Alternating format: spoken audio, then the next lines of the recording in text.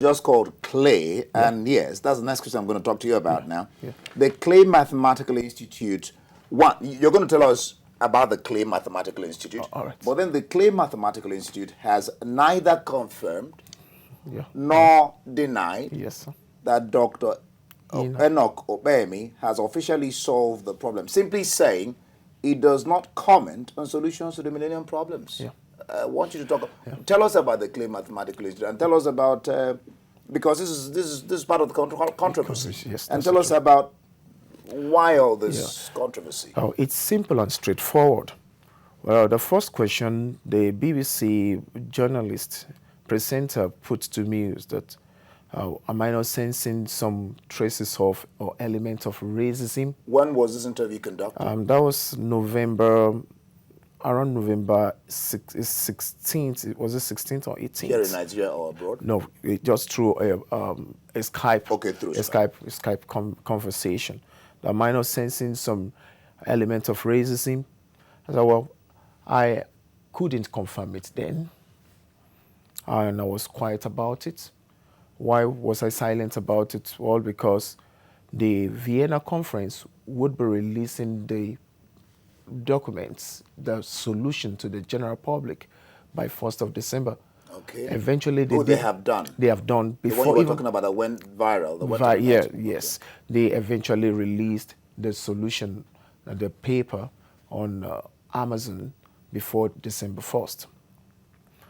The Clay Mathematics Institute actually placed a price tag on the solution of the problem. We're going to talk about that. Which is about $1 million. That's $1 million. £658,000. Yeah, which obviously will not be given to the one who wins it until 2 years after subjecting the solution to the opinion of the mathematics. Oh, okay. community. So you haven't got the prize. The money has not been given. Oh, that is the in thing about the Clay Institute. Oh, they don't come to a conclusion. Won't come to a conclusion until after 2 years. Well, this result has been released, and Europe has already endorsed it. Before presenting it this last time in Vienna, I took time to muzzle up international witnesses by being sponsored by Italy. Last year. Trieste, ICTP sponsored me, and I presented the same topic. Where? In Quampton, a conference called Quampton, Africa, held in Rabat, Morocco. Oh, good. Yes, I was sponsored for 2 good weeks by Italy, and I presented the same topic there. Before about 119 nationalities, I was the only Nigerian there. No one raised any eyebrow. It was welcomed, and many people from America came congratulating me after the presentation. And I took time again to muzzle up another international witness by being sponsored when I enjoyed the sponsors of the sponsorship of we call that one SIMPA. SIMPA is in France. So France sponsored, and Italy also sponsored me. And on their platforms, I had presented the solution with the same topic, and it was celebrated. Because I was also anticipating the possibility of someone coming up to say he plagiarized. There hasn't been any any white man accused of plagiarizing the black. It has always been the black plagiarizing the white. So I took time to study this politics over the years. That what could be the possible bottlenecks that I'll have to deal with by the time I'm presenting my final solution. Okay. So I started my journey, the whole thing, from Europe. Once I enjoyed the acceptability and the appraisal of Europe, that of the West can easily be conquered. So that was why my attention and my push and drive was towards presenting it to Italy, France. And Europe has not placed any financial price tag officially on this problem. So the phobia of releasing their money won't be there to the winner. But in the West, there's a price tag. $1 million is much. You talked about plagiarism. Yes. Has that come up? Yes, indeed. Allegations of plagiarism came and have Okay, been tried. that you plagiarized who? Yes. Well, a PhD student from Yale University accused me, even before seeing my work, he only read through the abstract on the internet in the book of proceedings of the conference and said I plagiarized his work. So I sent the CNN and BBC to the West and said, listen, should it be that because a PhD student, or because he is studying in the US, can now come up, rise up against a PhD holder, or because he's from Nigeria? So he is still a PhD student. And no PhD student publishes until he has defended his thesis. So what work, which of his work have I had access to, has to plagiarize it. I sent the CNN and the BBC to report that. And I told them that if they have any allegation against me, they should put it on record. They should write the government of my country and let them try me. And not only that, I would want to relate with his own supervisor, not himself, because he's still a PhD student. And while I was going through my training, I couldn't do anything without the concept of my supervisor. How on earth should this young man just come up on board and say, a PhD holder in Nigeria, just babbling? How we had to tell them that having the liberty to express oneself in the media should not be a reason for one to just come and speak thinking there won't be consequences.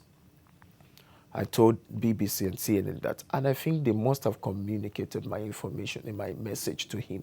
Oh, the other one came up and said for me to have gotten the result, he saw some portion of my result on the line. So for me to have gotten those results, I must have hacked into the computer of a late mathematician who recorded tremendous success on that problem. But it's late now. I hacked. I said, well, a dead man, his computer too should be at rest now. His computer should be dead. It ought to be at rest, should be switched off, because we'll be using that. So I would want to keep my arsenal. I wouldn't want to reveal what I'm going to do to such a person. Still kept quiet. Another person came up locally because of that. Locally, you mean in Nigeria? In Nigeria, because of all these babblings on the international platform, my university, through my department, had to investigate the allegations against me. Or called me to a panel and they tried my work. I gave to them the copy of the work and they compared it with the copies, the works they said I plagiarized, and they found no element of plagiarism in it. And by that, the panel set up by Ekiti University? Yes, Federal University of Ekiti. When did this happen? Yeah, that happened a penultimate Friday ago. That's the last week Friday. All right. So, are you working in tandem with them to take up this issue? 2 weeks ago. Yes. Are you working in tandem with them to take up this issue of plagiarism because you're getting more facts? Yes, I'm actually working with them. My vice chancellor is all behind me, by God's grace. The Oba for Year, that's our lawyer for Year himself, is an enlightened royal king. He's also interested in this case. The indigenes of FUOYE had to come up on board. Then the Nigerian Mathematics Society really? Yes, sir. They stepped into this issue. And the Nigerian Mathematics Society had to communicate with my HOD saying it's better this be real because of the implications on the image of Nigeria, image of the black race, and the likes. That it's better it's be real. And the outcome of the panel was communicated to them.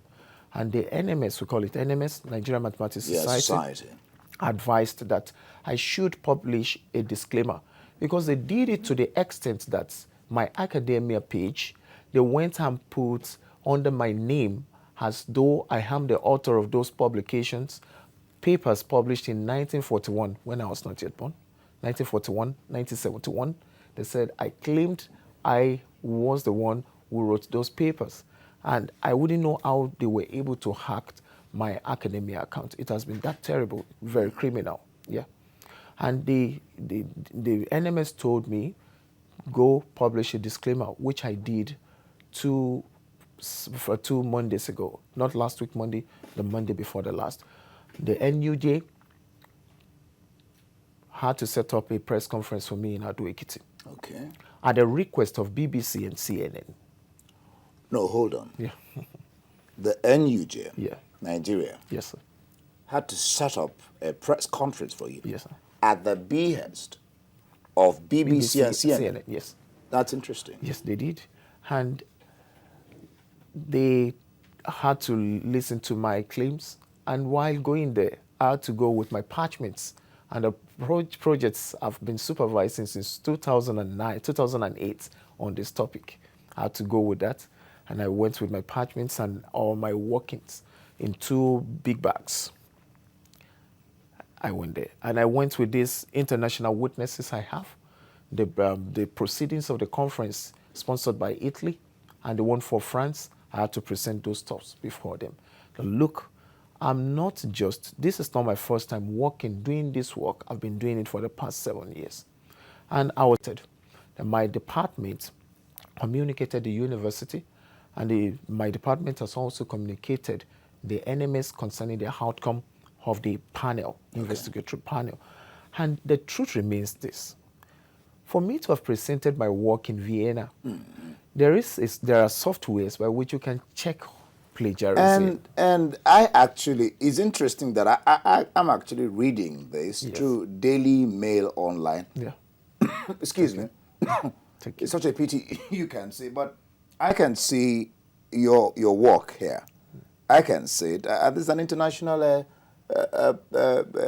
online platform, so it's quite interesting. Even the fact that you presented this in Vienna. Yeah. All right, let's go a little bit further. Because we're talking about using this to solve problems, which is quite interesting. We'll get back to these issues because I am looking at a place. MSN is involved, the university is involved. The department is involved. The CNN, BBC are involved now. And I am thinking, should it also be handled at the government level, embassies and all that? Yes, Yes. In fact, I've been longing for that. Nigerian government has not yet made any demand on me. But I'm not so sure, as of now, if a demand has been placed on my university. Well, I know that my Vice Chancellor, being a proactive person, he should have communicated with the appropriate quarters. Yeah. Because I would be expecting that Nigeria as a country should contact Austria and investigate the status of the conference, the credence of the conference, and also receive a letter of confirmation from them. Many nations in Africa have already done that. Like I received one this morning from Grandmother Africa.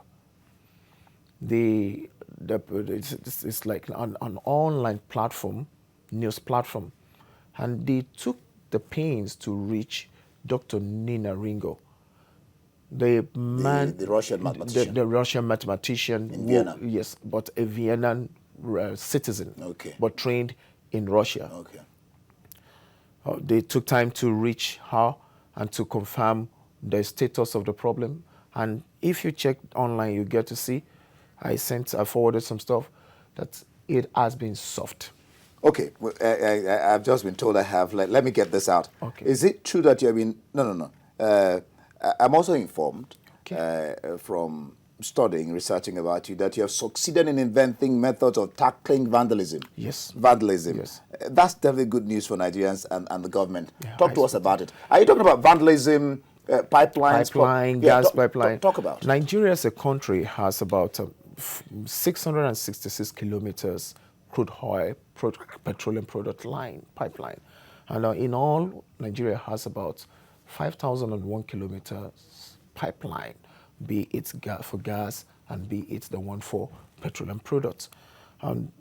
I had a privilege, the people from NNPC, some people from NNPC, two of them, they had to call, they had to get in touch with me. Okay. And I revealed a little to them out of it. And they are planning to get me to Abuja. They came to Ekiti, okay, to investigate my claims. And because of that, since it has been made official to them, I may not really want to open up. But right. there are levels of... It's good that okay, let me get in as much as I want to get out from you as much as possible. Okay. Can we create an enabling environment here for Nigerians to achieve such feats, you know, or is it far-fetched? And talk about mathematics, how people don't tend to find it very interesting. Yeah, the truth remains this. For us to make mathematics appealing to the younger generation or to anyone, we must start teaching mathematics from its area of application, rather than just coming to impose the numbers and mathematical theorems. So starting teaching mathematics is best done in most of my classes or lectures. What I do first is this concept I want to teach you. This is how to apply it. This is where to use it. And that will spur up within them an impetus that is needed to do the work. It is very possible to achieve that enabling environment here. I wish you the best of luck. It's interesting. Thank you very much. I was glad about the controversies when you talked about that you've been to Vienna. Yeah. But that's the much we can take from this, and we wish you the best of luck and that you can take this further and get meat out of it. Thank you for being here. It's a pleasure. Discussing with Dr. Opeyemi Enoch. Yeah. That's right. A Nigerian who solved a 156-year-old Riemann hypothesis problem. He hasn't got the prize yet, in case you read about the prize. He hasn't got it yet. But